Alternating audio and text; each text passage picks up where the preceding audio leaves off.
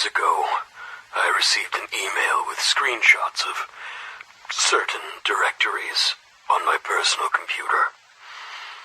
I don't know how anyone could have managed to accomplish something like that, but I can only assume that this person must have been some kind of top-class computer hacker. They threaten to expose what I've been doing unless I meet their demands. Being discovered and blackmailed has been my worst fear for over a decade now, but this person, whoever they are, isn't asking for money. Instead, they want complete ownership of a single room at Academy High. They intend to occupy this room for a full semester, and they have made it very clear that they are not to be disturbed for any reason. I have no clue what they intend to do in this room, but I'm not really in a position to decline. All things considered, this situation isn't as bad as it could have been. They could have demanded an absurd sum of money, and instead, all they want is a room. Their request seemed harmless enough, and there was a suitable room available, so I decided to comply with their demands. Well, it's not like I really have a choice in the first place.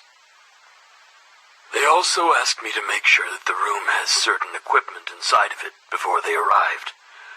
Computer monitors and hard drives. We already had a surplus of supplies like that, so it wasn't a problem. The tricky part was convincing the rest of the faculty not to enter a specific room for any reason, and not to question it either.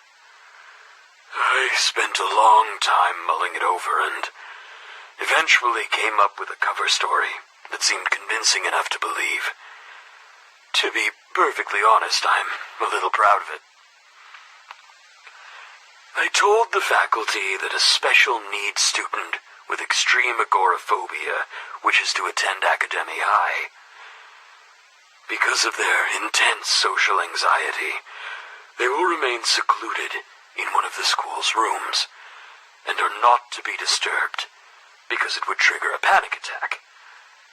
Teachers will record their lectures when class is in session, and email these recordings, along with class assignments, to the reclusive student once per day. I will personally handle anything else the student requires, such as meals at lunchtime. Some of the teachers thought my story sounded a little sketchy, and wanted to hear details. Their questions were harmless, but I was sweating bullets, and I felt like I was being interrogated by the police. Eventually, I convinced them to believe the cover story, and the meeting ended with the faculty praising me for being so accommodating to a mentally handicapped adolescent. I felt a little guilty for deceiving them, but it's far from the worst thing I've done. The only thing that matters is the end result. We now have a room which is off limits to student and faculty alike. The hacker never told me their name, age, even their gender. It's frustrating. If I'm going to be put through such a harrowing experience, I at least want to know who's behind it. I set up a hidden camera outside of the room that has been set aside for the hacker. When I got into work this morning, I checked the recording, only to find that it had been replaced with a graphic of a black silhouette wearing a red wig, along with the words, "Don't try this again." The message has been received, loud and clear. I asked the hacker if they needed anything else from me. Daily meals or anything of the sort. They told me not to worry about them, and to simply go about my business as usual. They explicitly told me to pretend they don't exist. It's going to be nearly impossible for me to put them out of my mind when they could end my career with a single click. It feels like there's a slimy creature crawling underneath my clothing, and I simply have to grit my teeth and live with it. Then again, I don't really have any right to complain. Perhaps this is simply karmic retribution for my actions. It's very fortunate that these little therapy sessions were confined to cassette tapes. If I had been making digital recordings instead, the hacker would have a lot of very dangerous information right now. With that said, I no longer feel comfortable keeping these tapes around. They're too much of a liability. I should dispose of them, but it would be such a shame.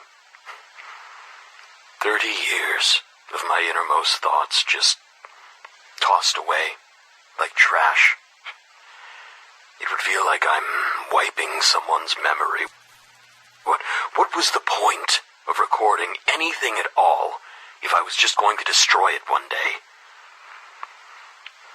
There was never anyone in my life who I felt comfortable expressing my anxieties to. This tape recorder has been like a close friend who I could trust with my deepest secrets.